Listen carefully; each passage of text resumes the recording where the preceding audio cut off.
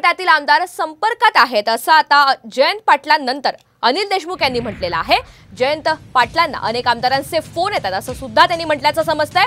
वर्षभरापूर्वी त्यांचा निर्णय चुकला असं सुद्धा या ठिकाणी अनिल देशमुख यांनी म्हटलंय। तर जयंत पाटलांपाठोपाठ आपण पाहतोय अनिल देशमुख यांनी मोठा दावा केलेला आहे। अजित पवार गटातील आमदार संपर्कात असल्याचं या ठिकाणी अनिल देशमुख म्हणतायत। जे आम्हाला सोडून गेले ते आता